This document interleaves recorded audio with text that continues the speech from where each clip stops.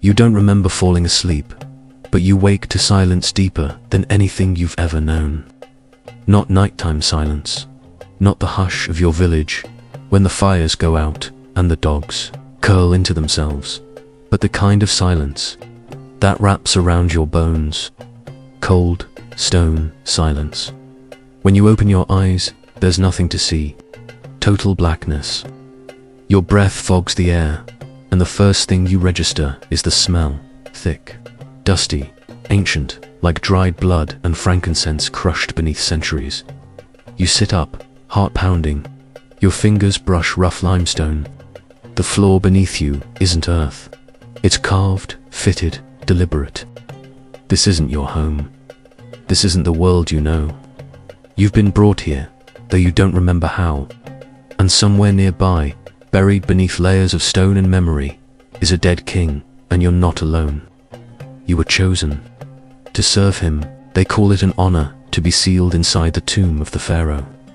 You'd heard stories before, whispered by old women after sunset when the men had gone quiet, that the Pharaohs didn't travel to the afterlife alone, that they took with them gold, food, boats, animals, and people. Servants, sometimes favorite concubines, sometimes guards, sometimes children.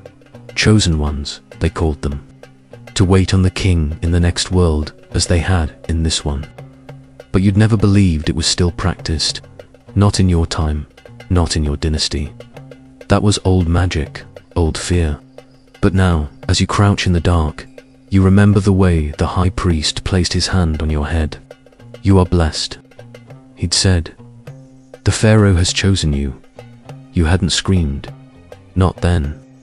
But you remember your mother's wail as the temple doors closed behind you. You're not the only one here. There were 5 of you selected. All young, all quiet, all poor. The kind of girls who wouldn't be missed. One, named Beckett, was always laughing before the ritual. She said it was all ceremony, that we'd be let out after the funeral, that the gods don't need slaves. You think of her voice now, and how quickly it turned into sobbing once the stone door closed behind us. The others are somewhere in this tomb, scattered in chambers like dolls in a child's forgotten game. You haven't seen them since the door was sealed. You try to remember the layout, the way the priests walked you down the passage, past painted walls and flickering torches, the steady beat of drums behind you. You try to remember how many turns there were, but all you remember is the final wall and the moment it vanished into place. They didn't kill you. That's the strangest part. You were given food, water, instructions, told to sit silently when the chants began, to lie face down when the Pharaoh's body was carried, past, to drink the bitter wine handed to you, but only a sip, just enough to blur your senses, to make your body feel like smoke. You remember lying on cold stone, hearing the last of the footsteps leave, and then silence. That was 3 days ago, or maybe 5. Time is strange here. There is no sun, number, light, only the shifting sound of sand beyond the wall, and the occasional echo that reminds you someone else is breathing. You've managed to find a copper oil lamp, long cold. You strike the flint you hid in your robe and breathe a prayer when the flame takes. Shadows leap across the walls, and that's when you see the hieroglyphs. The tomb is covered in them. Thousands of symbols carved and painted with lapis and gold. You've seen writing before, but never like this. These aren't just decorations. They're spells, stories, instructions. The Book of the Dead, your father once said, isn't a book at all. It's a path. A way to help the soul find its way through the afterlife. You move closer, tracing the figures with your fingers. There's Anubis, jackal-headed, weighing the heart of a man against the feather of Mat. There's Ra sailing across the sky, on his solar bark, spear in hand. There's Osiris, green-skinned and crowned, welcoming the righteous. And then, there's something strange. A figure kneeling, bound, a woman. Her eyes are wide, her mouth stitched shut. You step back, You've never seen that part of the story before. You wonder if this is the Pharaoh's journey or yours. In the dim light, you explore the chamber. It's larger than you realized. The walls are lined with jars, alabaster canopics sealed with wax. You know what's inside: lungs, liver, stomach, intestines, organs pulled from the king's body. Before embalming, each protected by a different deity. You kneel beside one and listen. Nothing, not even the groan of age, just stillness. Then you find something else, a bundle of linen, old but clean. Inside it, a dried loaf of bread, a clay cup of water, and a thin reed stylus. Who left these? Were they meant for you? A test, a kindness. You break the bread carefully and eat half, saving the rest. The water tastes of dust and copper, but it's enough to wet your throat. Your stomach, empty for too long, cramps. But you force it down. Because the dead are fed with gold, but the living must survive with crumbs. You find Beckett 2 chambers away. She's not moving. At first you think she's sleeping, her head resting on a basket of rushes, her legs curled beneath her. But the way her mouth hangs open, and the stillness of her chest, tells you otherwise. You whisper her name, no answer. You touch her shoulder, cold. Her eyes are still open. You close them gently. There's no blood, no wound, but in her hand is the cup of black wine from the ritual, empty. Did she drink more, or was it poisoned after all? You sit beside her for a while, pressing your back to the wall, feeling the weight of the tomb settle deeper into your bones. You cry, but not loudly. Tears in this place feel like offerings, as if the gods might notice and ask for more. When you rise, you leave the lamp beside her, still burning. No one should die in darkness. You begin to mark the walls, 1 scratch for each hour, or what you think is an hour. You use the stylus on soft plaster, counting time like currency. You find other rooms, burial offerings, amulets, statues, with inlaid eyes that seem to follow your every move. In one chamber, a false door painted to look like an exit. You almost run to it, almost scream, but you don't. Instead, you sit. You press your ear to the stone. Nothing, the dead don't. Build doors that open. You remember a story the old scribe once told, about tomb builders who were sealed inside for knowing too much. They died surrounded by the very beauty they carved. That was their reward, their punishment. You look at your hands, now coated in dust and old paint, and wonder if this tomb was ever meant to be escaped, or if it was always meant to be home. You start to notice the cracks, small ones, near the ceiling. Air flows through them, faint but real. With it comes sound, distant drips of water, maybe, or wind, or voices. You can't be sure, but the presence of it steadies you. Proof the world still exists beyond these walls. You begin to ration the bread, sip water slowly. You meditate the way the temple girls did, cross-legged, hands on knees, listening to the silence until it speaks. In your mind, you see the Pharaoh's face, not as a god, but as a man. Old, sick, afraid. You wonder what kind of ruler he was, what he feared at the end, why he needed so much to follow him into death. Perhaps he was just like you, terrified of being forgotten. You trace your name in the dust beside Beckett's body. If death comes, you want it to know who it took. And then, something moves. Not wind, not echo, a real sound. Stone shifting. Somewhere in the tomb, a door has opened, or something wants you to believe that. You don't run, you don't call out. You stand, slowly. You gather the reed, stylus, the rest of the bread, the oil lamp now dimming. You move into the hall, toward the noise. Your bare feet make no sound. You pass paintings of gods with animal heads, stars painted in blue and gold, curses written in looping ink. And then you hear it again. A voice, a whisper, like papyrus, against stone. calling your name, the one you were born with, not the one they gave you. You swallow, breathe, step forward. Whatever waits beyond that hallway, it knows you, and it remembers. You are not just a servant to the dead, you are alive, and you are not ready to die.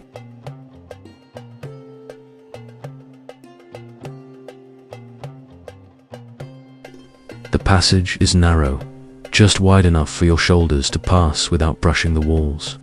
You move with one hand trailing the limestone, the other holding the flickering lamp.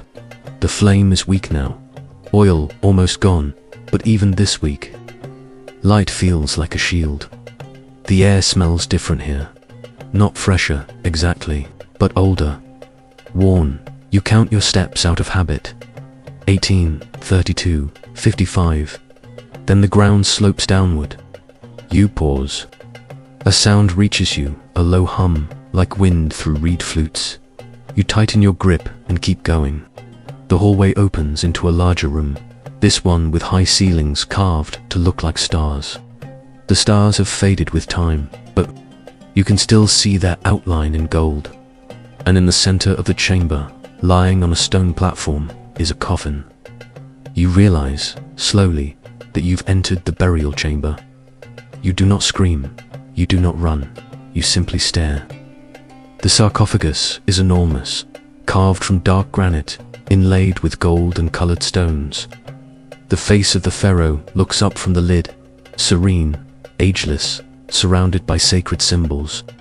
His hands are crossed over his chest, holding the crook and flail, signs of rulership, of divine right. The room is silent, except for the beat of your own heart. You walk the edge of the chamber, eyes darting to every statue and offering tray. Everything is untouched, preserved. You think of all. The people buried alive for trespassing. You were chosen, yes, but you weren't meant to wander.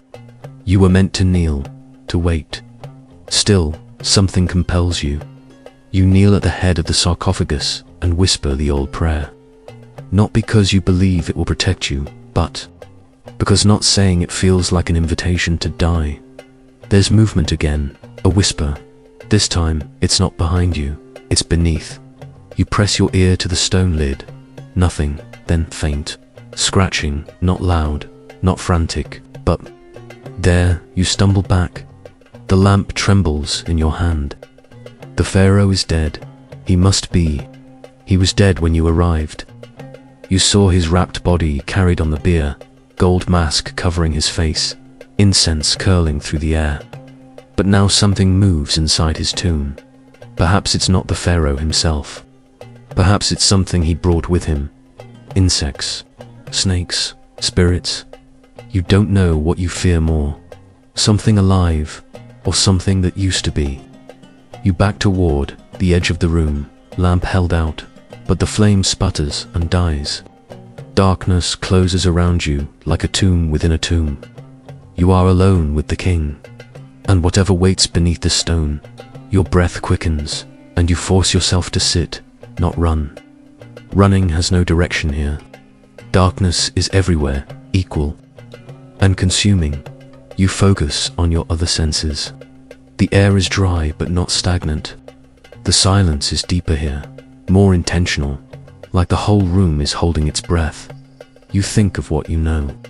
The burial rites, the scrolls, the way they said pharaohs could speak to the gods, could curse, could wake. You whisper your name again, this time louder, as if reminding the room that you are not one of the dead. I am not yours, you murmur. I came by force. The silence doesn't answer, but you feel something shift. Not in the room, in yourself. A steadying. You press your hand to the floor. Cool, solid, real. You are still here, still breathing. Whatever waits, it hasn't taken you yet.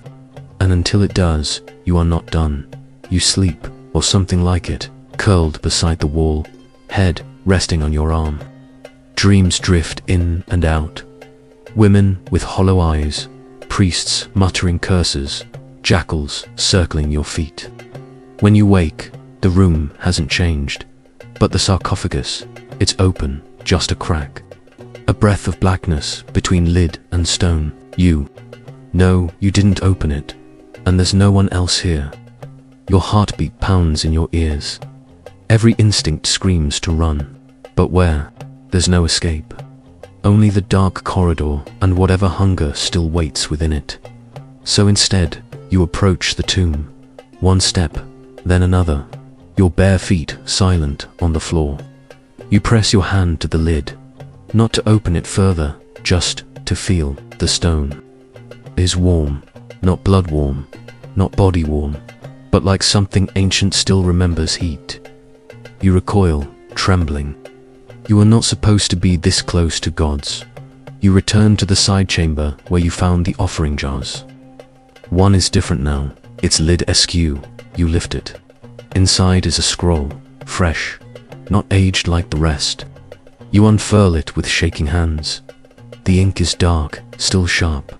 It shows a map, the tomb's layout, drawn in symbols. You recognize the antechamber, the corridor, the burial hall. But there are more rooms, hidden rooms, one marked with the Eye of Horus, another with a symbol you don't recognize, a double vulture, wings outstretched. You commit it to memory. You wonder who left this for. You, someone else sealed in the tomb before you, a past servant, a priest with regrets, or something older, the tomb itself, giving you a chance. You study the paths.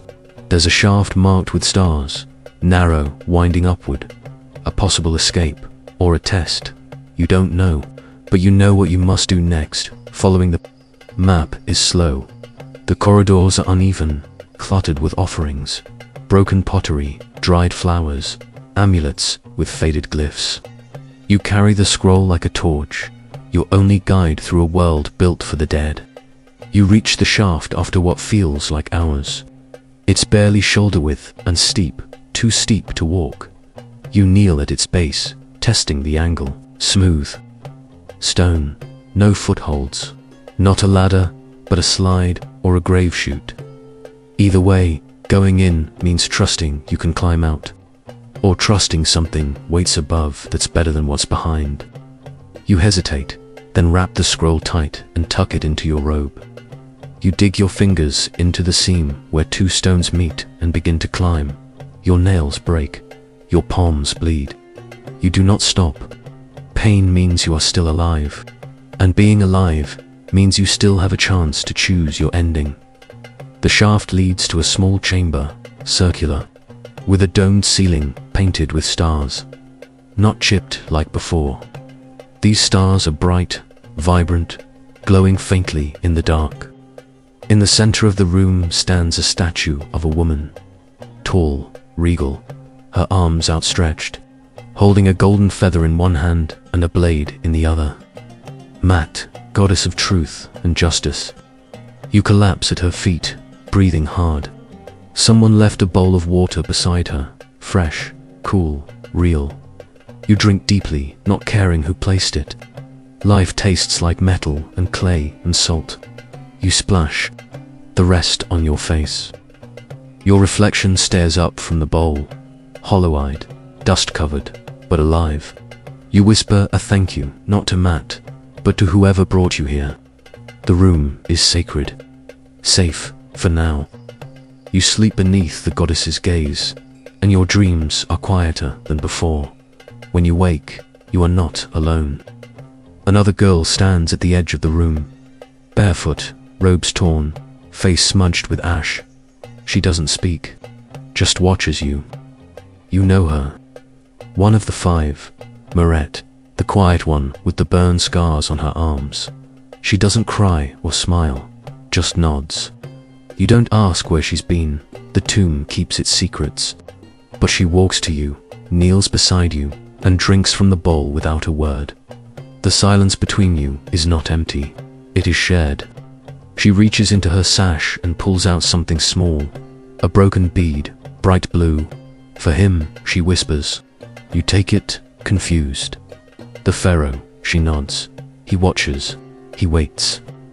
You want to ask what she means, but she lies down beside the statue and closes her eyes. You stay awake, listening. The tomb has opened its eyes again. You and Moret travel together now. Silent companions. You follow the map to the room marked with the Eye of Horus. It's locked, not with a door, but with symbols. A puzzle. You'll remember stories about priest architects hiding treasures from robbers. But this feels different. Protective. Sacred. You study the glyphs, each one a god, each one with an offering. Beside the wall are small jars, each labeled incense, salt, honey, myrrh.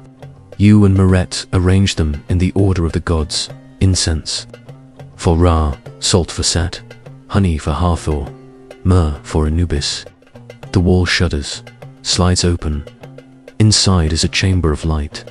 No torches, no flames, just golden glow radiating from the walls themselves. In the center, a sarcophagus, smaller than the Pharaohs, carved with wings. Not a coffin, a cradle. You realize what it is. The Pharaoh's son, buried with him. The air is still, reverent. This was not meant for anyone to see. The chamber hums, not with sound, but with energy. A stillness that crackles behind your skin. You and Moret stand at the threshold of something sacred, something forbidden. The cradle-shaped sarcophagus rests in a pool of golden light, the child Pharaoh's resting place. You take one step closer, and the walls seem to breathe. Not literally, but the change is real. Air shifting, pressure shifting. You sense it in your bones. Moret doesn't follow. She stays at the door, her hand shaking. "We shouldn't be here," she says. "He doesn't want us here."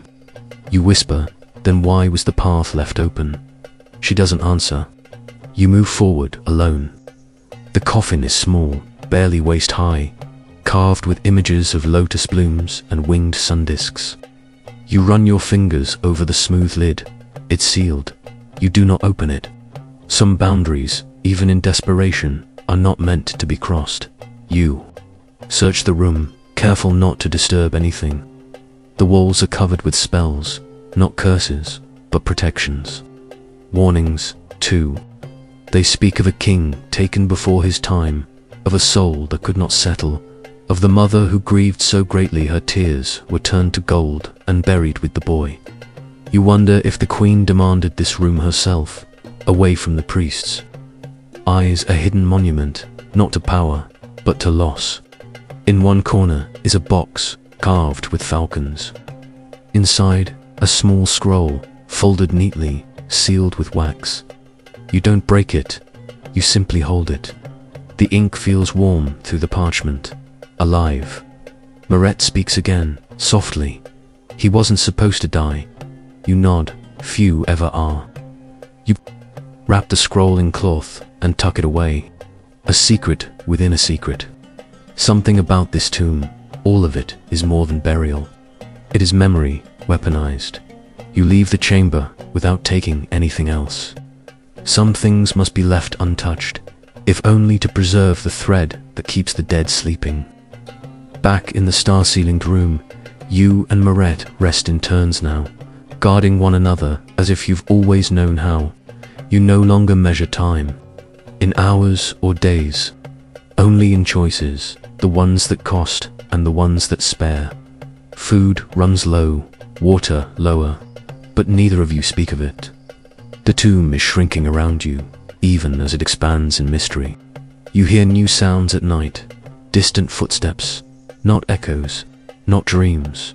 Footsteps, always, just beyond reach. Once, you call out. Silence answers. Another time, you follow. Down a long, sloping hallway lined with broken statues.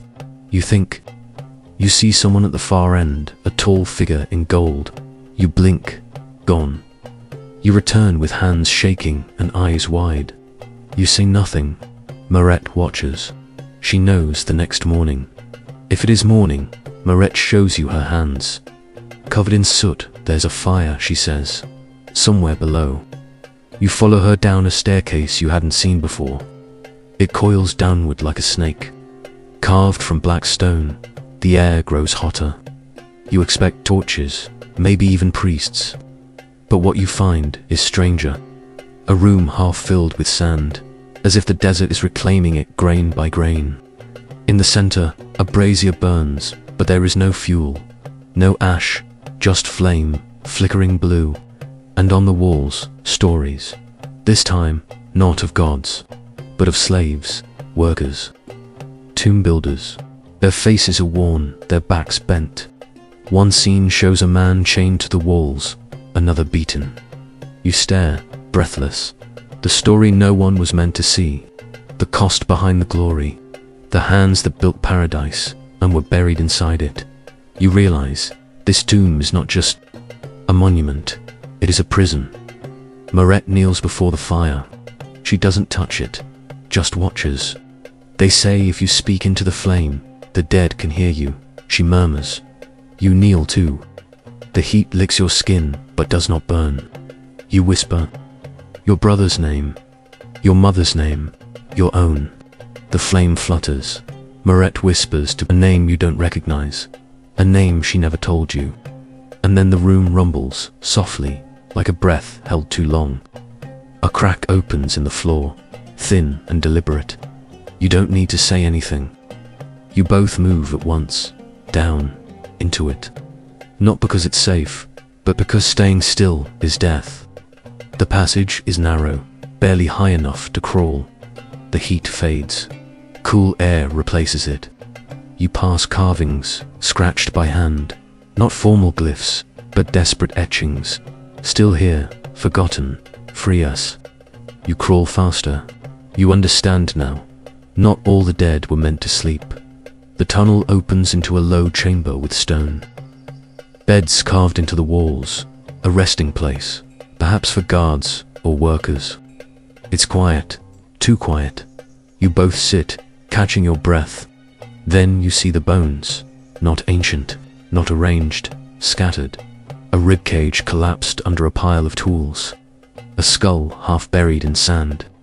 One skeleton holds a chisel still clutched in its fingers. Marette covers her mouth. You rise, heart pounding.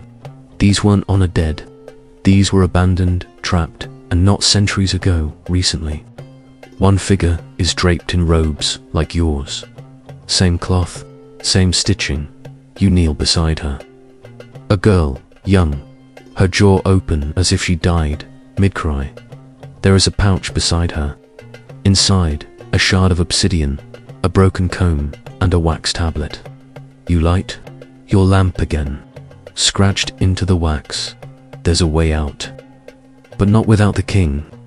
You read the message again and again. Not without the king. What does it mean? Take him. Free him. Kill him. But he's already dead. Marette paces the room. What if we were never meant to serve him in the afterlife? She says, what if we're keys? You frown. To what? To something worse, she answers. You understand. The Pharaoh was not loved. He was feared. His reign long, cruel. Historians wrote hymns of praise, but workers tell different stories. Scratched into stone, hidden beneath art. The boy, his son, was the only soft thing in his life.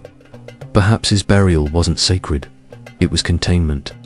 You and Marette stare at each other. Then, together, you rise. You trace the words on the wax tablet with your finger. You nod, not without the king, which means, somehow, you have to return to him, to the body, to the heart of the tomb. The place you least want to go. The way back is harder. The tomb seems to shift. Passages that were once straight are now curved. Rooms rearranged. The light bends oddly, as if you're being watched or guided. In the burial hall, the sarcophagus is open wider now. Not fully, but enough. The lid is tilted, exposing linen-wrapped limbs beneath. Marette stays at the edge of the room. You step forward, alone. You kneel beside the tomb and whisper the name. From the tablet, nothing happens. You place the scroll you found earlier on the stone beside the body. The air thickens. A low tone rings in your ears. Not sound exactly, but vibration. something unseen passes through you. A presence. You do not open the rest of the coffin. Instead, you speak. Let him sleep. Let us go. The light flickers, then steadies. The room feels different, less watchful, more accepting. The Pharaoh knows you've come, and you are no longer a trespasser. You and Maret leave offerings behind, a coin, a lock of hair, the obsidian shard. Not because it's magic, because it's human. Memory left behind. The scroll glows faintly on the stone, then dims. You follow the map again, but this time the passage leads upward. The air lightens. You see your first real crack of daylight. Just a sliver, but real. Your hands tremble. You both weep. Quietly then, you climb, stone to stone, breath to breath. As you rise, you feel the tomb below watching. Not angry, not sad, just aware. It has weighed your heart, and you are not found wanting. You break into sunlight, gasping. Your knees hit sand. Maret, beside you, sobbing. You look back. The opening is already caving in, sealing behind you. The tomb keeps its secrets, but it let you go. You are not just survivors, you are witnesses, and the dead sleep more peacefully because of you. The desert is blinding. After so long in the tomb's eternal dusk, the light feels violent. Your eyes burn. Your skin aches beneath it. You and Maret lie in the sand, blinking up at the vast sky, as if the gods themselves had forgotten your names until this moment. But they remember now. You are not the same girl who was taken from the temple steps, or the one who trembled in the shadows of the burial chamber. You are someone else, harder, older, alive. Maret shields her eyes and speaks first. Do you think we're free? You sit up slowly, scanning the horizon. There's nothing in sight. No village, no priests, no guards. Just sand and more sand. You don't answer her question. Freedom, you've learned, is a matter of degree. You may have escaped the tomb, but not what it taught you, and not what it left buried inside you. You travel north by instinct, using the sun as your compass. The Nile must be somewhere in that direction. Water, people, maybe even answers. The heat is relentless. Your sandals are gone, and the sand burns your feet like coals. But you keep moving. You ration what little water. You have left a cup Maret had hidden in her robe. By nightfall, your lips are cracked, and your throat feels like papyrus. Maret stumbles often. You catch her arm each time. The moon rises over the dunes, silver and silent. You wonder if the Pharaoh's tomb looks different under moonlight, softer, less cruel. You wonder if he sleeps now, truly sleeps, no longer. Reaching from the beyond, Maret begins to hum, a lullaby she remembers from her mother. You don't join in. You're too focused on the shape ahead. At first, it looks like a mirage. But as you approach, you realize it's a temple. The ruins are half buried in sand, columns leaning like weary giants. You enter cautiously, unsure if this place is guarded, cursed, or simply forgotten. Inside, the walls are covered in faded reliefs, stories of a queen, not one you recognize. Her name has been chipped away from every carving, her face scratched out, a woman erased. You trace the outlines of what was once her image. Was she cruel, or simply inconvenient? Maret finds a cistern, dry, but deep enough to shade you both from the heat. You settle there, grateful for even this small mercy. She sleeps almost instantly, curled like a child. You stay awake, watching the doorway. Every gust of wind sends sand across the floor, like time trying to bury everything again. You wonder who built this place, who worshipped here, who erased her, and if forgetting someone was worse than dying with them. By morning, you're too weak to travel far. You climb to the temple roof to scan the horizon. That's when you see it, a caravan in the distance. Small, slow-moving, but real. You climb down fast, shake Maret awake. Help is coming, you whisper. She doesn't smile, just nods and stands. Neither of you trusts easily now. When the caravan arrives hours later, you step forward alone. Body stiff, voice hoarse. We need water, you say. A tall woman wrapped in linen studies you for a long moment before offering her skin. You drink greedily, then pass it to Maret. They don't ask where you came from, but when you mention the tomb, their smiles fade. You walked out of that. One man says. Another spits in the sand. Bad luck, he mutters. That place wasn't meant to be opened. The woman who helped you says nothing, but she doesn't stop looking at you. You travel with them for days, north toward Thebes. They are traders. Incense, spices, and lapis from the mines. Their camels carry crates full of bottles and ivory carvings. They let you ride, though only after dark. You shouldn't be seen, the woman tells you. Too many questions. You don't argue. You've had enough of questions. Maret becomes quieter, shrinking back into silence. You try to coax her out with stories, but she shakes her head. I lost something down there, she says finally. I left part of me behind, you understand. The tomb doesn't let go so easily. It lingers, in your dreams, in your bones. Some nights, you wake thinking you're still underground, the weight of stone pressing against your chest. The traders give you space, but they watch you, especially the woman. You hear them whisper sometimes, about omens, curses, the way your eyes don't look like a girl's anymore. When you reach the outskirts of Thebes, the woman offers you coin. Enough to start again, she says. You take it with a bowed head. Who are you? You ask. She pauses. Once, I was a servant in a queen's court. Like you, perhaps. I know the look of someone who survives something they weren't meant to. You want to ask more, but she's already walking away. You and Maret stand alone beneath the city's edge, watching torches flicker like fireflies in the coming night. What now? Maret whispers. You don't know. You've survived a tomb built to keep everything inside, and now the world feels too open, too loud. You think of the scroll you left on the Pharaoh's coffin, of the message on the wax tablet. We find the truth, you say at last, and we don't let them bury it again. Maret nods. That night, you step into the city like shadows, walking backward into light.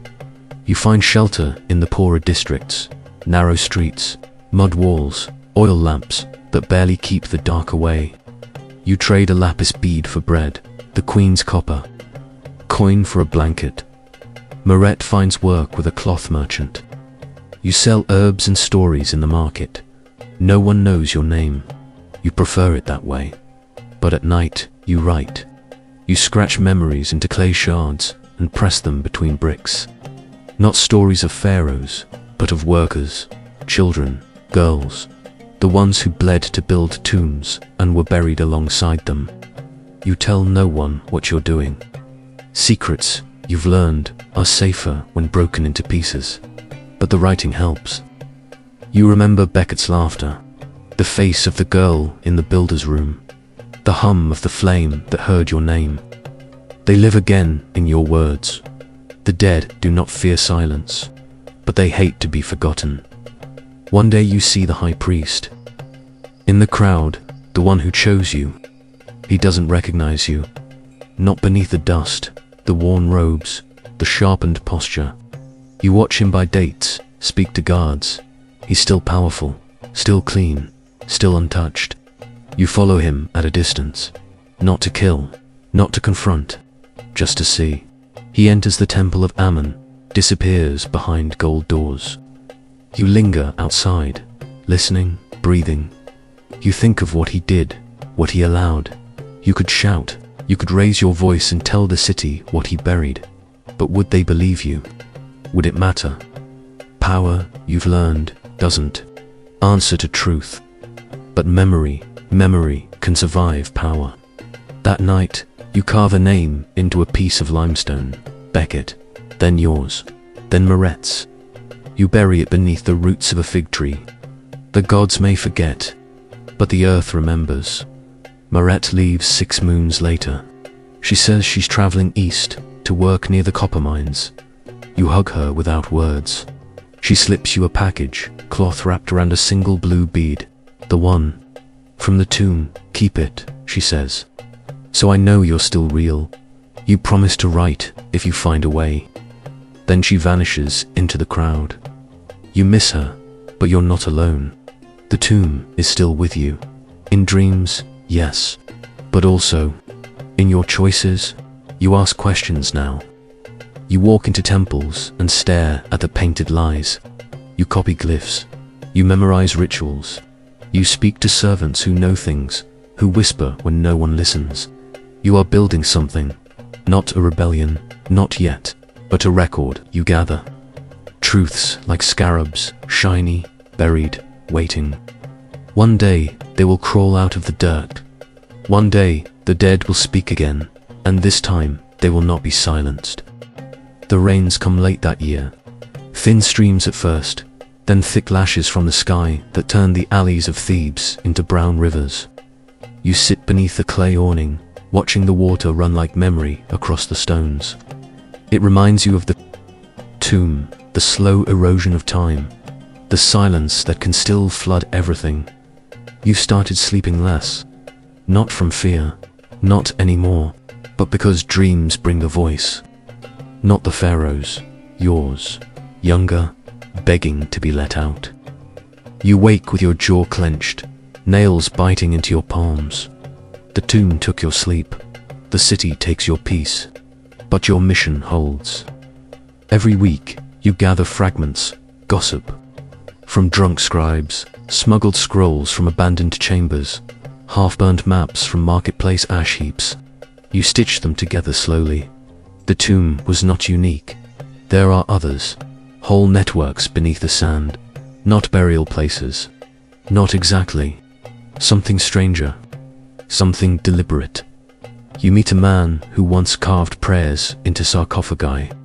His hands are crooked now, bones twisted by years of holding tools too tight. You pay him in bread to talk.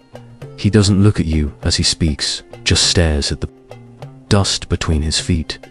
They weren't tombs, he says. They were traps. You lean closer. For whom? His voice is thin, souls too angry to rest. Kings who had done too much. They feared what would happen if death let them speak. You ask him if the Pharaoh you knew, the one you were buried with, was such a king. He nods, the worst of them all. You press him for more, but he clams up, lips sealed with fear or shame. Before you leave, he hands you a scrap of linen, folded around a shard of obsidian. It listens, he says. It remembers what we forget. You take it, and do not ask how he knows. That night, the shard hums in your hand. You sleep with it under your pillow, and dream of corridors again. But this time, they don't end in walls. They open, they breathe. You see yourself walking backwards, your shadow ahead of you, moving into a chamber filled with fireflies. Instead of flames, the Pharaoh's mask lies shattered on the floor. His coffin is empty, and standing where he once rested is you. You wake gasping, the shard still warm. The city outside is silent. Even the river seems to hold its breath. You realize something simple, something terrifying. You were meant to survive, not as a mistake, as a message. Someone, something, wanted you to see the inside of that tomb and walk out. You don't know who, but you know this. Your survival is part of a pattern, a design, and patterns, once seen, cannot be ignored. You begin to write more seriously. Not on clay shards anymore, but on real papyrus. You trade your last coin for a pot of ink and a reed stylus. You write not just what happened, but what it means. The structure of the tomb, the hidden chambers, the feeling of being watched. You recreate the symbols from memory, the vulture wings, the sealed cradle, the broken face of the erased queen. You keep the writings buried in jars beneath the fig tree. One by one, they multiply, a secret archive beneath the roots, each page a rebellion, each line a reminder that the Pharaoh is not the only one who can be remembered. You begin to teach children to read. Not many, just those whose parents will let them. You show them how to recognize symbols, how to question what the priests teach. You are building something, not loud, not fast, but unerasable. One evening, you hear your name spoken aloud for the first time in months. Not the name the temple gave you, your true name, spoken by a voice you thought was long buried. You turn, heart leaping. It's not Moret, but it's someone from before. A boy, older now, broader in the shoulders, eyes heavier. A cousin, perhaps. He stares at you like he's seen a ghost. They said you were taken, he whispers. I was, you answer. And you came back. You nod. From where? You don't answer. He follows you in silence. Back to the fig tree. He watches as you pull the jar from the dirt and show him a scroll. He reads slowly, lips moving. When he's done, he says nothing. But the next night, he returns, with another and another. Word spreads, not quickly, not publicly, but surely. The forgotten are speaking, and the living are starting to listen. You start to fear being noticed again, not by the priests, but by whatever woke when you escaped that tomb. You feel it sometimes, a weight behind your shoulder, a shadow that vanishes too quickly, a chill in the temple air when you pass through its stone gates. You stop going to crowded places. You avoid priests in white linen. You speak less, but you write more. You create maps from memory, not just of the tomb, but of the city, the tunnels beneath it, the ruins hidden by time. You mark places of silence, places of power. You realize the entire city sits on bones, not metaphorically, literally.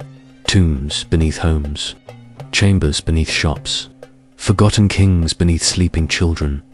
It's not death that rules Egypt, it's memory, and you now are its servant, not out of duty, out of vengeance. The dead do not sleep because they're peaceful, they sleep because they're bound.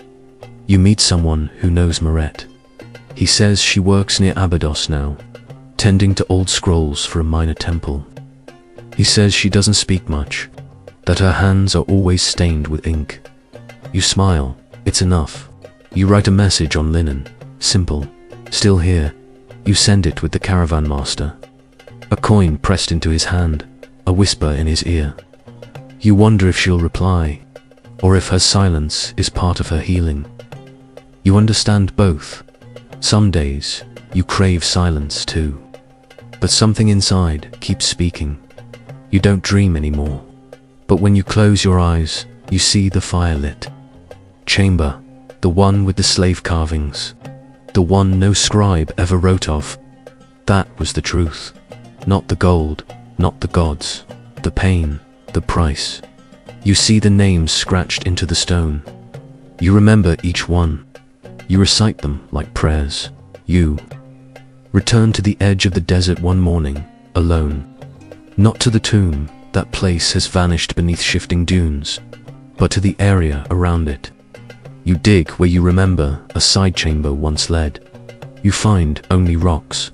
Then, dust-covered bones, children's bones, not carefully buried, piled, forgotten.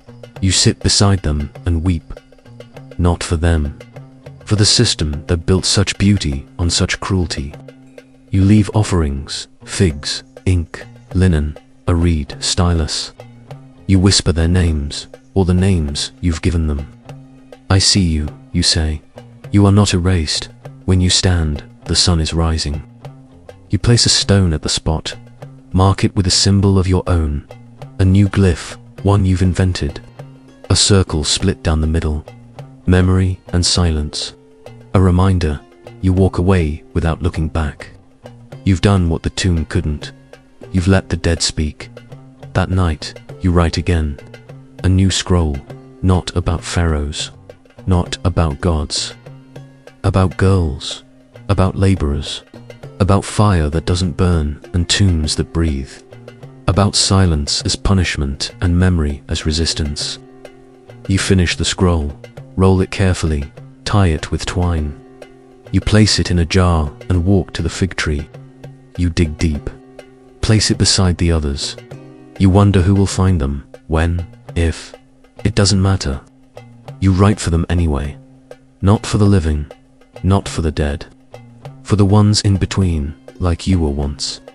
Those trapped inside something older than stone. You step back and cover the hole. The wind shifts, carries the scent of myrrh. You smile. The tomb may be behind you, but it is never truly gone. It lives in the way you walk, the way you speak, the way you remember, and now it lives in ink. You begin to understand that the fig tree has become more than a hiding place. It's a shrine now to the truth, to the broken, to everything the tomb tried to seal away. Others have started leaving small things there too, beads, shards of pottery, pieces of burnt papyrus. They don't say why. They don't speak your name, but you notice them. A hidden language made of memory. One day you find a jar, buried, shallow, not yours. Inside, a stone carved with the same symbol you once etched at the desert's edge. The circle, split in two. You hold it in your hands for a long time. Someone else remembers. Someone else is listening. You've never led a movement. You've never shouted from rooftops. But your silence has become contagious. A different kind of resistance. The kind that grows underground, like roots. The kind that can't be burned once it spreads. You start hearing rumors. A tomb collapsed near Saqqara. 2 guards went missing. During an excavation, a cart carrying funerary scrolls was robbed, but only the records of the slave laborers were taken. You know this is no accident. Somewhere, someone else is connecting the pieces. You feel a strange thrill, not fear. Not quite pride. Something more dangerous. Possibility.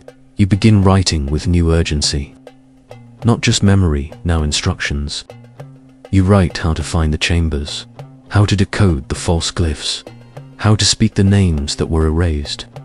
You write about the way fear turns men into priests and silence into law. You sign the scrolls with the broken circle, each one tucked deep beneath the tree. You leave notes in bread sacks, in red baskets at market, in cracked jars set near the docks. Some disappear, some return with added lines. It's not just you anymore.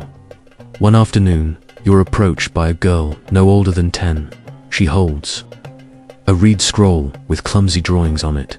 A tomb, a star, a winged sun. You kneel. Who gave this to you? She shrugs. It was under the mat, she whispers. You examine the drawing. Not just symbols, a route, a map. You recognize the style. Mirette's hand. You stare at it for a long time. Something hot and painful in your chest. Thank you, you say. The girl hands you a date and runs off. You spend the evening tracing the lines. The tomb Mirette has marked is far, farther than Thebes, past Abydos. But the shape, the spiral corridors, the 3 burial chambers, the obelisk carved underground, it's familiar. You've seen this design before, in your dreams, in the burning chamber. You roll the map tightly and tie it with black thread. You're not done. The tombs still breathe. You leave Thebes quietly. No goodbyes. You take only what you can carry. The shard, the scrolls, a half loaf of bread. The fig tree watches you. Go, its branches heavy, its roots thick with secrets. You travel by caravan, then on foot. The desert is cruel again, but it doesn't scare you this time. You know how to read its silences now. The night sky is your map. You count the stars, like you once counted steps in the corridor. Every landmark etched in your body. You sleep beside broken statues. You drink from cracked cisterns. Days blur, but the closer you get, the more you feel it. The pull beneath the sand, the hum in your bones. You arrive at dawn. The land is flat, featureless. Nothing visible, but you kneel. You press your ear to the ground, and you hear it. Not a sound, a presence, waiting. You dig for hours with your hands, fingers raw and bleeding. Sand gives way to stone. Carvings beneath the dust, not decorative, warning glyphs. This is not a royal tomb. It's something older. You brush the stone clean, uncovering a symbol you've never seen before. A mouth closed by 7 lines. Sealed silence. You whisper your name. The wind shifts. You keep going, deeper, until you find the seam. A square cut into the earth, covered by a slab. No guards, no locks, just weight. You press against it. Nothing. Then, from behind you, movement. A shadow steps forward. A man in traveling robes, face covered, hands empty. You tense. You came back, he says. You recognize the voice before the face. The cousin from Thebes. He lifts the slab with you. Together, you descend. The tomb swallows you both. Inside, it's colder than you remember. Drier, like even time is held still. Here, the air is thick with dust that's never been disturbed. You light a torch. The walls shimmer faintly with crushed mica reflective particles, meant to mimic starlight. You walk in silence, your cousin trailing behind. Why are you here? You ask. Because you never stopped writing, he replies. You smile, just barely. The passage opens into a vast hall, wide and circular, with 7 doors, each marked by a different symbol. An eye, a scorpion, a flame, a feather, a jackal, a crown, and the sealed mouth. You recognize none of them from the old temples. This is older, pre-dynastic, maybe. Not built by kings, built by something else. You don't speak. You simply walk to the door with the feather. Matt, justice. You press your hand to the symbol. The stone hums, then slides open. Inside is not a burial room. It's a vault of voices. The walls are carved with text. Not formal inscriptions, but testimonies, confessions, first-person accounts. One wall reads, "I struck the child because the overseer made me. I still see her face." Another, "I mixed poison for the queen, but I whispered her name into the Nile before she died." These aren't royal decrees. They're memories. Ordinary, guilty, raw. You move slowly, reading each one aloud. Your cousin kneels, overwhelmed. "Why hide this?" he asks. You answer without thinking. Because truth is louder than gold. You find a fresh panel, blank. A stylus lies beside it. You pick it up. You write your own confession. Not what was done to you, but what you did to survive. The lies you told. The girl you stepped over. The silence you chose. When you finish, the room feels warmer. Not forgiven, but lighter. You pass through the other doors slowly. Each one a different story. The eye reveals visions, painted fragments of the past, lit by strange light that comes from nowhere. You see a girl, much like yourself, standing before a coffin, her hands shaking. You see Maret, older, teaching children beneath a palm tree. You see the priest from Thebes, coughing blood, alone. The tomb shows everything, but never explains. The flame burns without heat. The jackal chamber holds bones arranged like constellations. In the sealed-mouth room, there is no sound at all. Even your heartbeat fades. You emerge from it breathless, shaking. They didn't build this to honor the dead, your cousin says at last. They built it to contain truth, the kind that gods couldn't control. You nod, and for the first time, you understand. The tombs weren't cages for bodies. They were vaults, time capsules, designed not to keep people in, but to keep memory alive until someone was ready. You leave at dusk, back into the wind.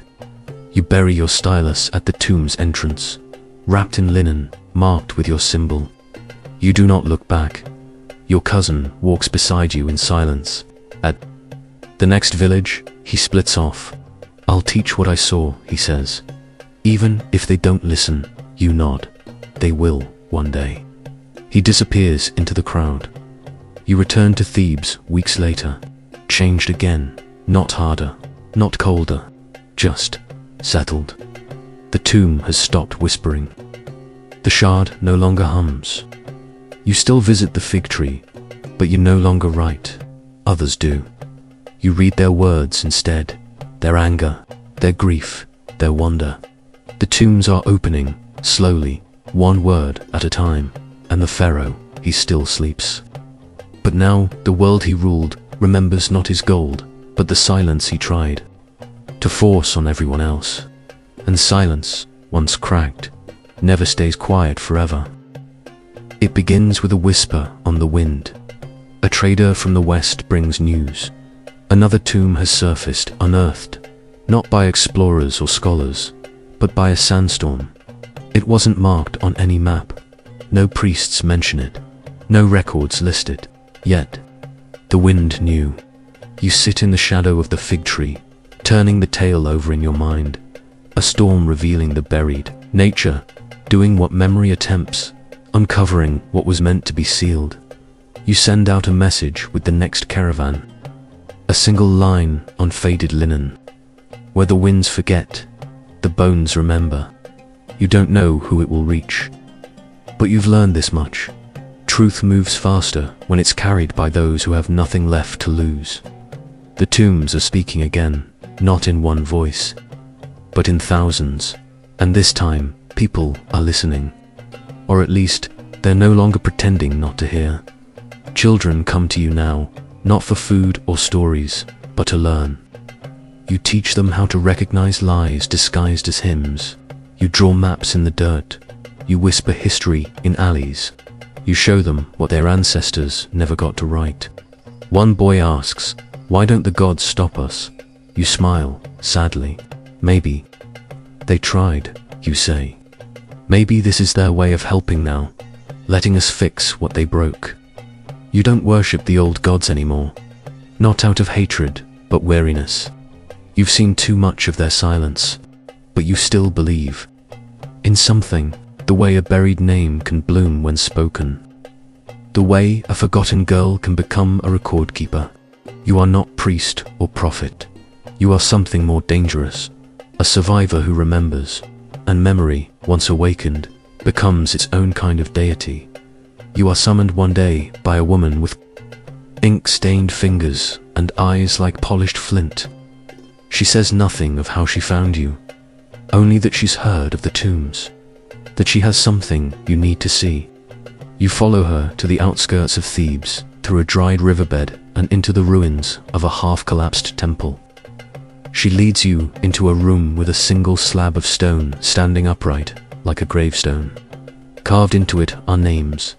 Dozens, no titles, no ranks. Just names, listed plainly. The woman says, "I found this buried under a collapsed storeroom." No records mention it.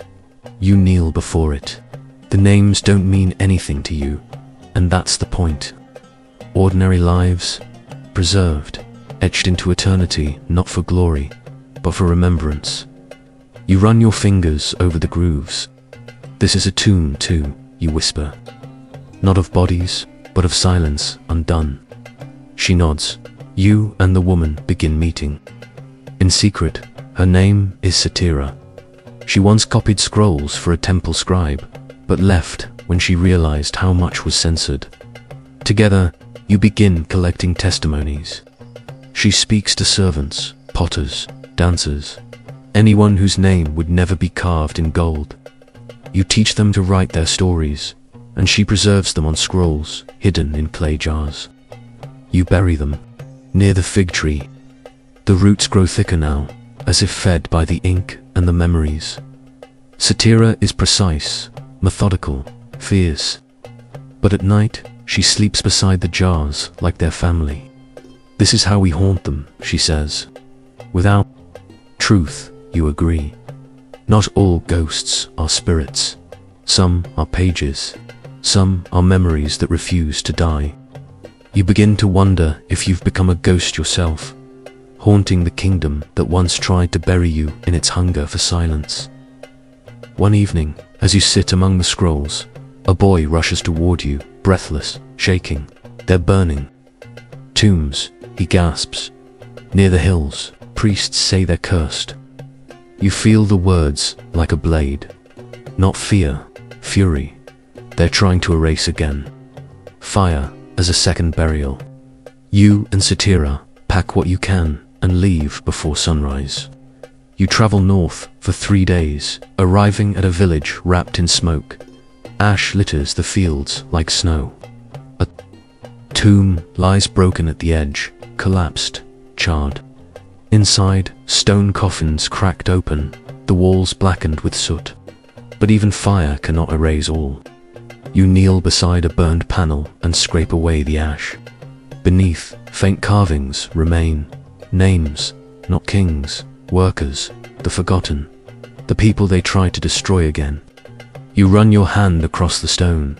You're still here, you whisper. Still speaking. Satira stands watch, jaw clenched. Then we write faster, she says. You begin traveling from village to village, tracing rumors like cartographers trace rivers. Some tombs are already looted, others remain hidden.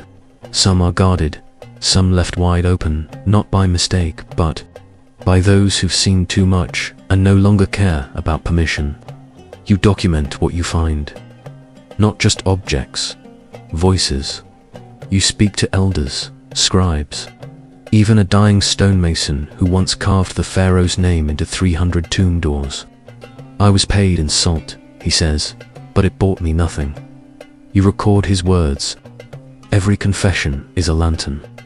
You carry them back to Thebes and bury them beneath a tree. Your archive grows too large. You begin hiding jars in the floors of empty homes, under market stalls, inside broken statues, a library without walls.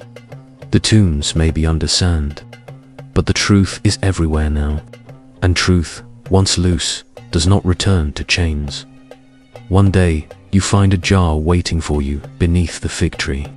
Not one of yours. Inside, a scroll sealed with red wax. The handwriting is careful, foreign. It reads, "The boy Pharaoh's cradle was not the last. There are others." The line never broke, it simply buried itself. "We are still among you."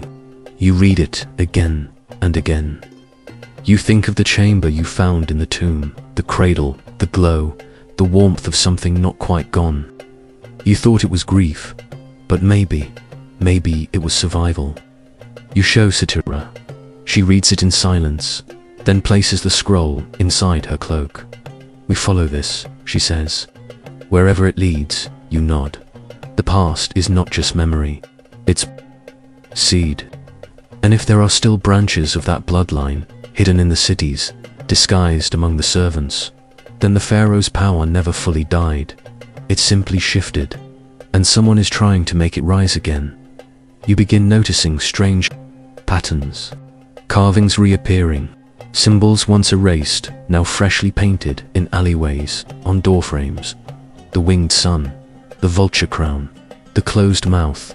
It's subtle, almost invisible to anyone not looking. But you're always looking. You track them. They form a path, a spiral leading toward the eastern riverbanks. There, in the shadow of an old quarry, you find the first sign of a new tomb being built. Not grand, not gold-covered, but recent. Workers speak in whispers. A woman oversees the construction, veiled, silent, eyes sharp. You ask who she is. They call her the daughter. No name, no history, just presence. You watch from the shadows. She carries herself like a priestess, but her hands are scarred like a worker's. She's not royalty, but she walks like someone descended from silence and used to bending it, Satira says. If they're building again, then they're preparing. You agree, but for what? A coronation, a resurrection, or something darker, a return to the old system, dressed in new stone. You can't know yet, but you begin copying the blueprints in secret, sketching the layout, counting the guards, watching the offerings. Every tomb has a flaw, even the Pharaohs, and this one will too. You bury the drawings under the fig tree. Add another glyph beside them, your symbol split in two, and hers a jagged flame, the symbol for Satira. Your records now carry two voices, two eyes, two legacies, and that makes them harder to destroy. You don't sleep the night after discovering the new tomb, not from fear, but from clarity. The silence you once carried has become sharpened purpose. You sit in the dark, ink-stained fingers twitching, replaying every detail. The guards, rotations, the depth of the trench, the way the daughter never looks behind her. There is a vulnerability in her confidence, in her bloodline, if it's even real. Satira reads your thoughts like she reads your scrolls. You're planning something, she says. Not yet, you answer, but we need to be ready when they are. You stare at the moonlight, cutting across the stone floor. The tomb they build is not just for death, you feel it. This one is for control. You've seen enough of silence to know when it's weaponized. This isn't memory being preserved. It's obedience being planted in stone and secrecy. A revival of the old order, but you've walked out of that order once before. You won't let it rise again. You begin gathering again. Not just stories, but people. Quiet ones, listeners. A boy who maps underground wells. A blind girl who remembers every word ever spoken to her. A potter who once worked near the Valley of Kings and still has fragments buried in his walls. You never say the word resistance. You don't have to. They bring their knowledge like offerings. One shows you how to track by broken stones. Another teaches you how to feel wind shifts inside tunnels. These are not warriors. These are survivors. And like you, they know that. Survival is not just about living. It's about making sure someone else remembers you lived. Satira organizes the scrolls, maps the burial jars across Thebes and beyond. You move at night, never twice the same way, always watching for watchers. You no longer fear them, but you respect what they might still do to the ones who haven't learned to walk unseen. Then comes the flood. Not water, not the Nile, a flood of whispers. The tomb is finished. The daughter has vanished. The guards are silent now, replaced by masked figures who speak only in gestures. A villager disappears after telling a merchant about what he saw inside. Another is found dead near the riverbank, mouth sewn shut with golden thread. That is when you realize this is not politics. This is ritual. Someone is trying to awaken something, or someone buried beneath the surface of memory, and they are willing to kill for it. You and Satira meet beside the fig tree that night. Neither of you speaks for a long time. Finally, she says, "They're not preserving blood. They're reviving ideology." You nod. Worship without question. Power without record. She touches the roots of the tree, reverent. Then we must make the record undeniable.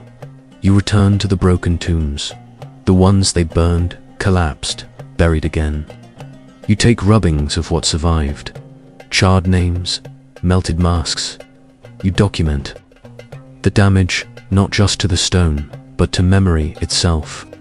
The priests may think they're clever, erasing what's inconvenient, but you write it down. Every missing corner, every cracked coffin, every scorched story. You turn absence into evidence. The silence becomes a weapon now. But in your hands, Satira compiles a master scroll. One long narrative, stitched from hundreds of fragments, thousands of footsteps. It's dangerous. If the priests find it, they'll destroy it. If the daughter reads it, she'll understand how much you know. But you write it anyway. Because there comes a time when survival isn't enough. Not when there's another tomb being built. Not when the past is sharpening its teeth. Then the dream returns. You're back in the first tomb. The boy Pharaohs. coffin is open, but this time, it's not the child inside, it's the daughter. Her eyes are open, she's not dead. She smiles at you. Her mouth is stitched closed, but her thoughts echo in your mind. You let me out. You wake with blood on your lip, nails digging into your arms. Satira watches you from across the room. Again, she asks. You nod. She says nothing. She doesn't dream anymore, but you do, and each time the face changes. The pharaoh, the priest, a mirror. Always someone who once spoke, now sealed, always staring back. You understand now. This isn't about a single tomb. It never was. It's about erasure. About a cycle of silence that spans generations. But this time, someone cracked it. You, and now, they are trying to sew the mouth shut again, but louder, with stone, with fire. With gods, you hear of a ceremony. Quiet, private, hidden from the public. A tomb sealing, not a funeral, a consecration. The kind of thing done before an anointing, before something is declared divine. You watch from the cliffs, torches flicker below, robed figures chant. At the center, a stone cradle, just like the one you found long ago. Not a coffin, a cradle. You remember the scroll. The line never broke. You turn to Satira. They're not burying someone, you say. They're awakening someone. Or something. She doesn't respond. But she doesn't look away either. The ceremony ends with a single gesture. Each robed figure presses their hand to their mouth, then to the ground. A vow of silence. You've seen that gesture before, in carvings, on temple walls. It predates even the pharaoh you served. A rite of submission. You've always believed silence was survival. But here, it's worship. And that is something far more dangerous. You decide it's time to act. Not to destroy the tomb, that would be too obvious, too fast. But to slip inside it. To plant something, a scroll, a truth. A virus made of memory. You prepare for days, timing the guards, measuring the sounds of their steps, mapping every whisper. Satira insists on coming. You argue, she wins. You slip through the quarry path at dusk. You carry no torch. Only the scroll, sealed in a clay jar, wrapped in linen, smeared with desert ash. A false funerary offering. The guards speak a language you don't know. They wear no insignia, just black linen and silence. You wait until the shift changes, then you move into the tomb. It's not deep, not like the pharaohs, but it's newer, sharper. The walls are blank, waiting for stories. The air is heavy, as if something is already asleep inside. You find the cradle chamber quickly. At its center, a sealed stone box, unmarked but humming with heat. You do not touch it.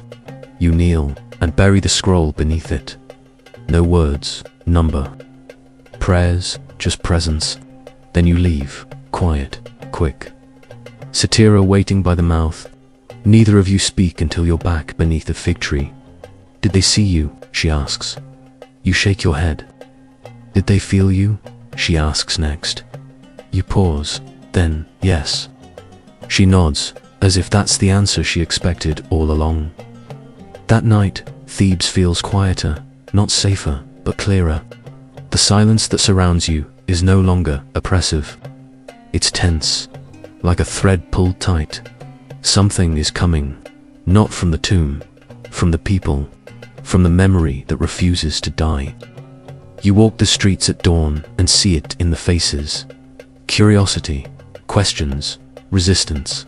A woman selling grain draws the circle symbol in the dust with her toe. A boy mimics it, laughing. They don't know what it means.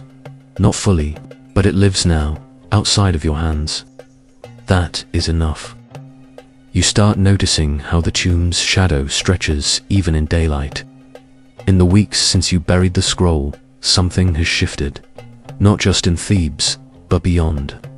Travelers speak of sudden temple closures, high priests summoned to secret gatherings, rituals revived that haven't been performed in a generation.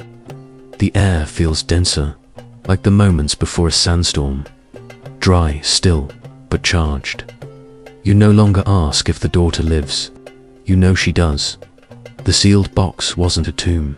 It was a womb. And if they succeed, she won't return as a ruler.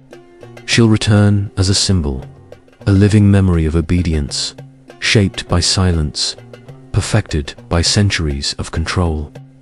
You can't stop thinking about the cradle chamber, the way the stone hummed, the heat, the pulse.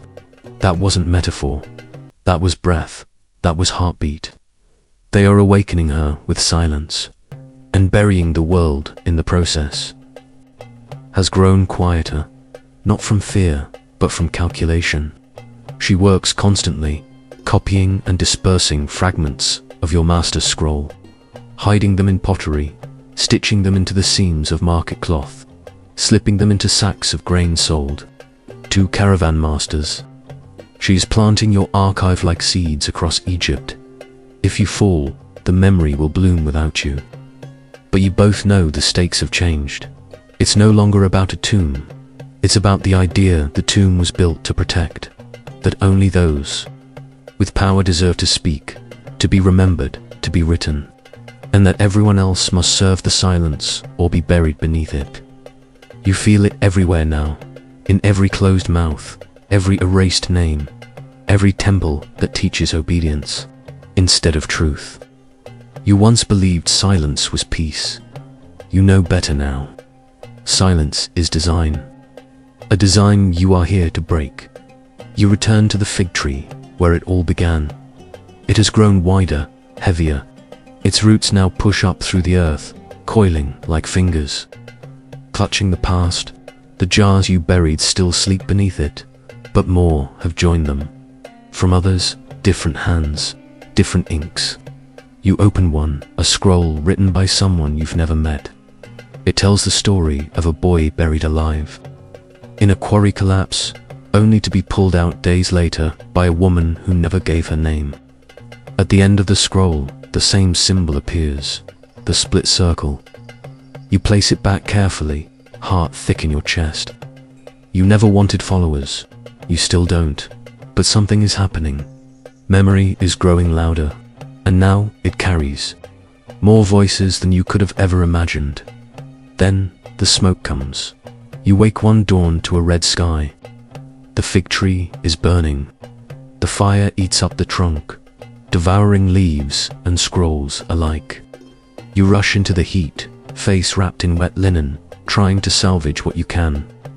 The air is thick with ash and panic. Neighbors throw sand, water, prayers. But it's too late. The roots collapse into themselves. The jars beneath them hiss and crack. Satira drags you back just before the ground caves in. No one saw who did it.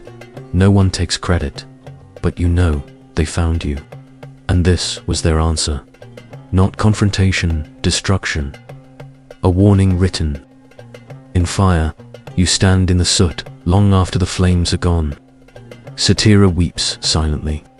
You kneel and press your hand into the ash. You feel the heat. You whisper, still here. And in the silence that follows, the wind carries the scent of burning papyrus and broken memory.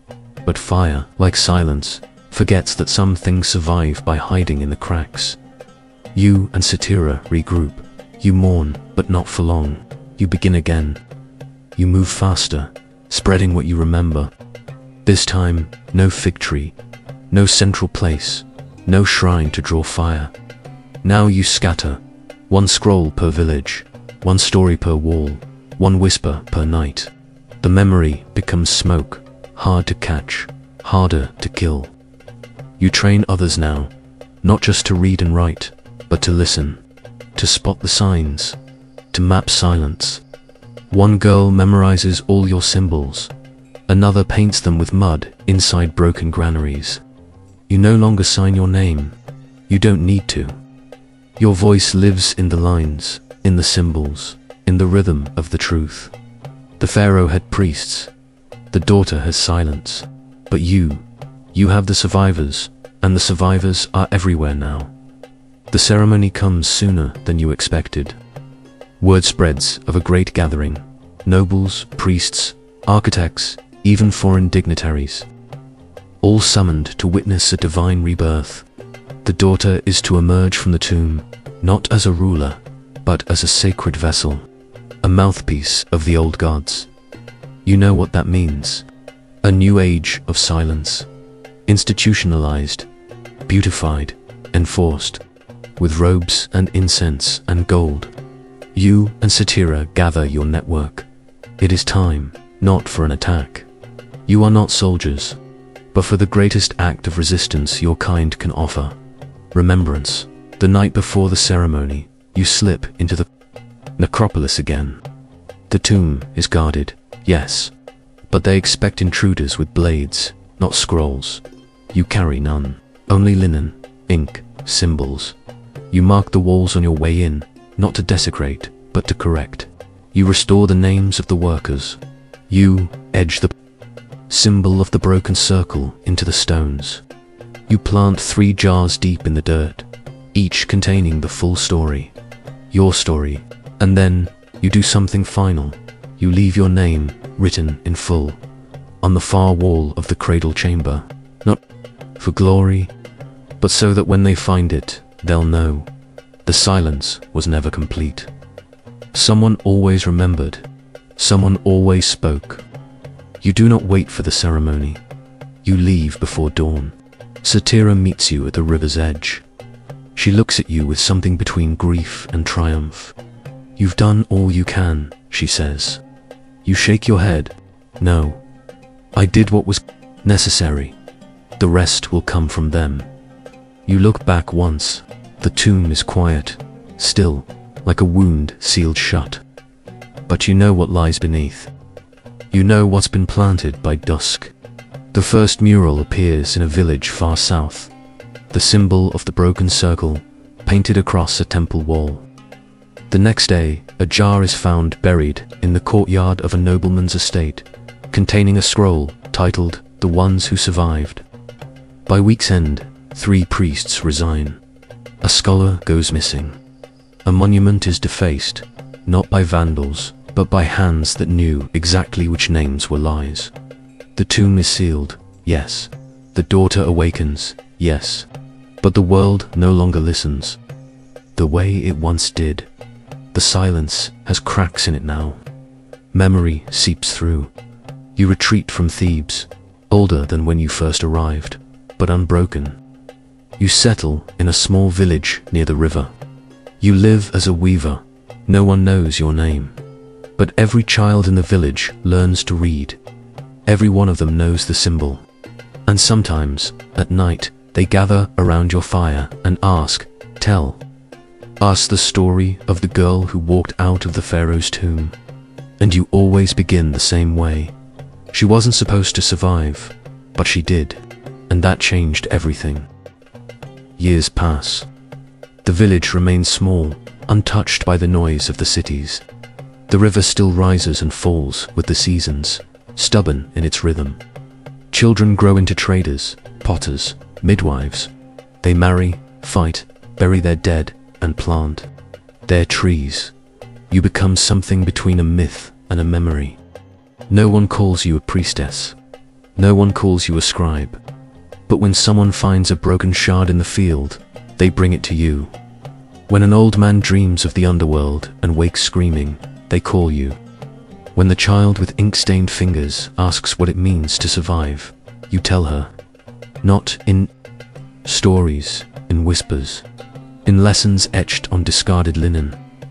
You live without being seen, but not without being known. You are no longer hunted, but you are still hidden. And in that hiddenness, something grows.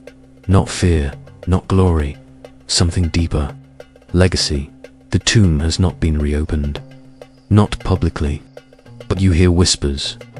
Travelers say the daughter rarely speaks, that her presence is strange, cold, prophetic, yet somehow hollow. They say her words come only in fragments, as if she's reciting lines written by someone else long ago. Her movements are rehearsed. Her eyes always seem to be listening to something that no one else can hear. Some say she's divine, others say she's broken. You say nothing. But when you sit by the river, you sometimes think of that cradle chamber and wonder what truly woke up inside. Was it her voice, or the silence itself, shaped into flesh? You don't need to know, because what matters isn't her. It never was. What matters is what you left behind. The scrolls, the symbols, the stories that now pass from hand to hand in secret. The world may never shout your name, but it carries your truth. Then, one day, a boy from the village returns from the city. He brings with him a scroll found tucked behind a temple statue. Not golden, not royal, just plain reed paper, worn and faded. He asks if you want it. You say yes. That night, you unroll it by firelight. The handwriting is different, unfamiliar, but the words are yours, your stories, your symbols, your truths. Someone copied them, and someone else will too. You fold the scroll and press it to your chest. Satira is long gone now, vanished into the sands like so many others, but you feel her in these words. Her careful hands, her steady fire.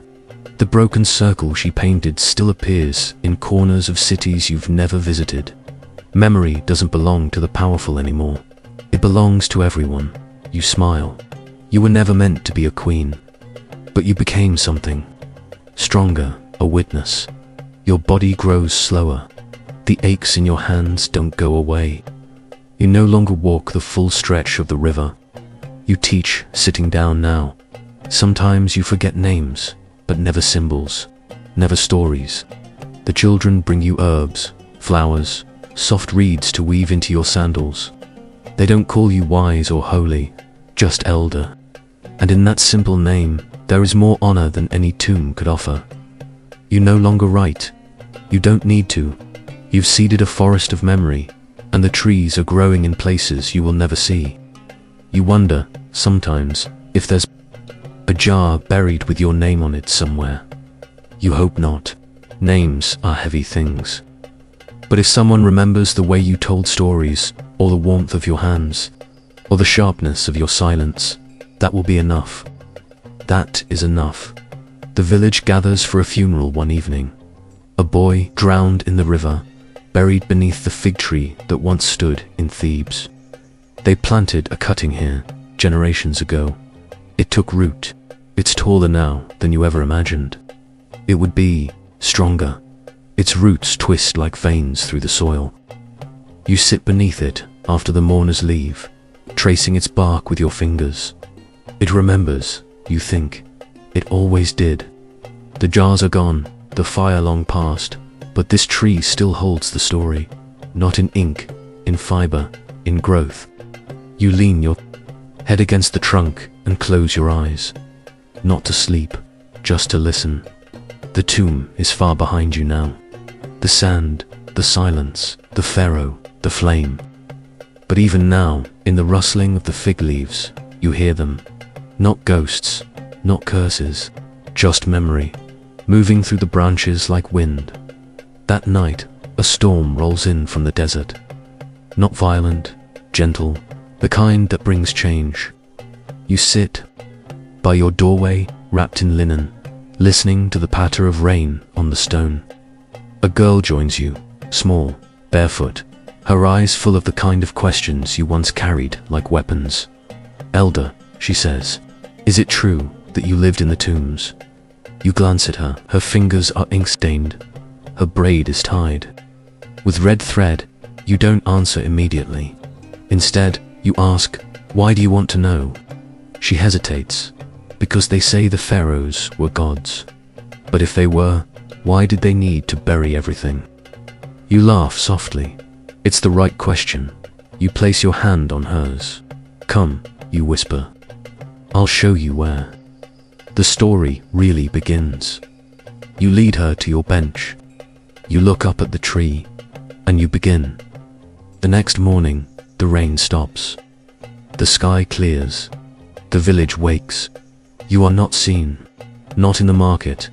Not by the river. not under the fig tree. They search, but only briefly.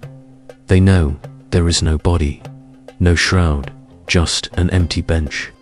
And on the tree, freshly etched in the bark, the symbol, the circle, split in two. No name, no date, just memory. As if you folded yourself into the earth, into the roots, into the breath of every child who dares to ask what really happened. Your story is no longer a scroll. It is a movement. It is a resistance that no tomb can silence.